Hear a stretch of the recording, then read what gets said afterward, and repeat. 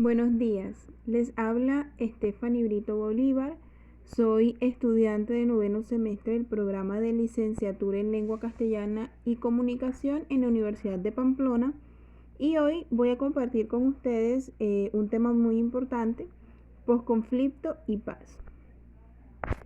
Bueno, como disposiciones iniciales quise empezar abordando la frase la paz básicamente debe nacer en nosotros mismos, dicha por Dalai Lama.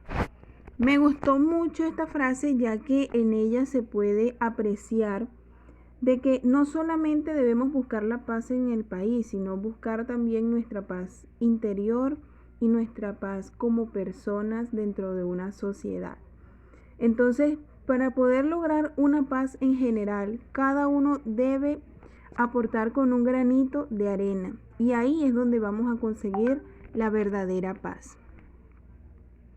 Bueno, ya entrando en materia, quiero iniciar con el concepto de conflicto, que básicamente es una situación en la cual dos o más personas con intereses diferentes entran en confrontación, oposición o emprenden acciones que son mutuamente antagónicas, entonces con el objetivo de dañar o eliminar en el caso de ser un conflicto violento y también por su condición a menudo extrema o por lo menos nacionalista en relación a objetivos considerados de importancia. Ahí es donde el conflicto genera problemas tanto a los directamente involucrados como a las personas que se encuentran en ese entorno hostil. Ya abordando el posconflicto, como ya la palabra lo indica, es lo que sigue después de que un conflicto se ha disuelto. Entonces, la idea de posconflicto se utiliza en forma corriente para hacer referencia a la situación resultante o posterior a las etapas de resolución de los conflictos armados contemporáneos, en este caso. ¿Sí? En principio se procede ya de las teorías de negociación y más recientemente de los enfoques de transmisión de conflictos que proponen ¿cómo decirlo? Una periodización de los momentos de gestación.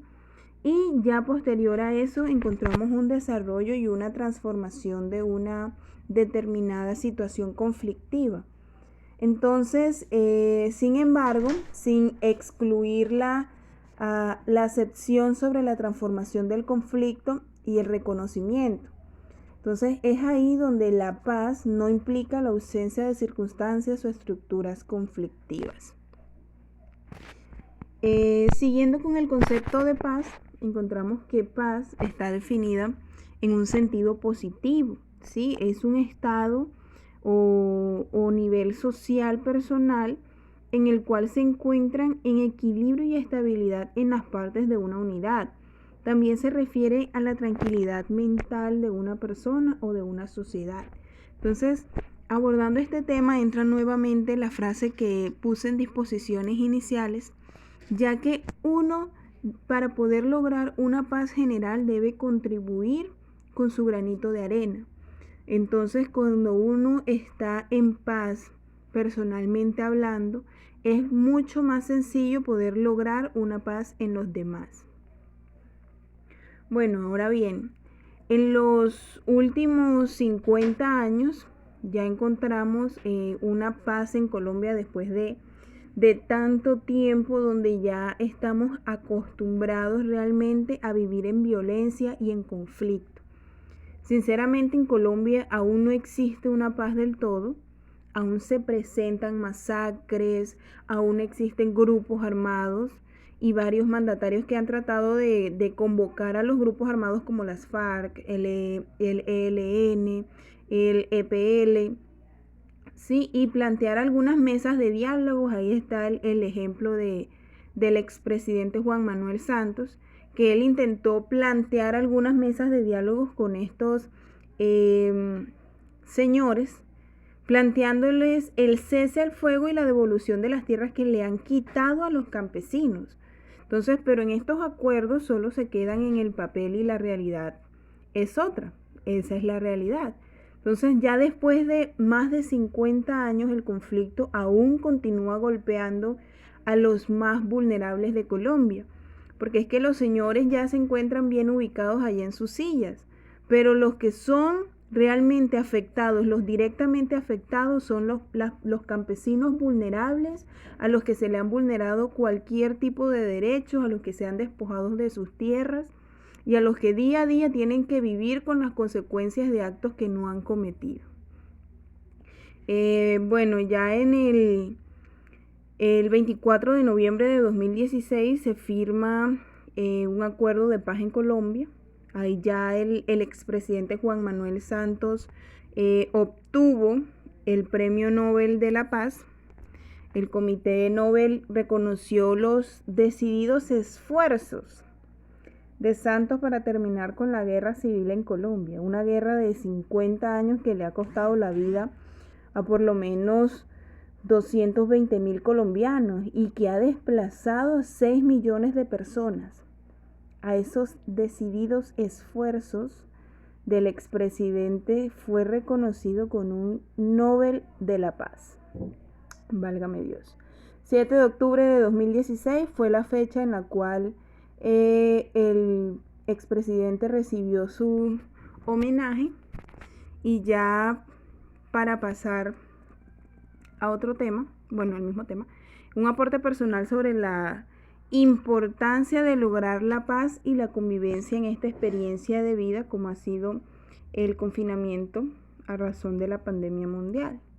Entonces, para eso he dicho que la paz es un valor fundamental, pero es un valor propio. Y para lograr el correcto funcionamiento de las sociedades, mantener la paz y la sana convivencia hace que las personas permanezcan en tranquilidad y armonía y que se dé un buen funcionamiento de las sociedades. Entonces, en lo que respecta a esta época que se está viviendo con la pandemia, con el coronavirus y todo este tema, es verdad que el confinamiento es difícil y provoca que muchas personas se frustren, se irriten, nos veamos deprimidos con mucha facilidad y los conflictos en el hogar aumenten. Sin embargo, se debe buscar la manera de eliminar todos aquellos sentimientos negativos y poder canalizar toda esa energía para poder evitar las peleas con los que están a nuestro alrededor, ya que la violencia solo desencadena más violencia. Entonces está en nuestras manos cortar este ciclo en el que nos hemos estado envueltos, y para poder realmente hablar de paz y decir que estamos en un país en paz, primero debemos empezar con nosotros, en nuestro hogar, en nuestro interior, y aportar con ese granito de arena. Sabe que un acto sincero de bondad siempre va a provocar otro acto sincero de bondad. Entonces, muchísimas gracias por la atención prestada. Les recuerdo que les habló Stephanie Brito Bolívar.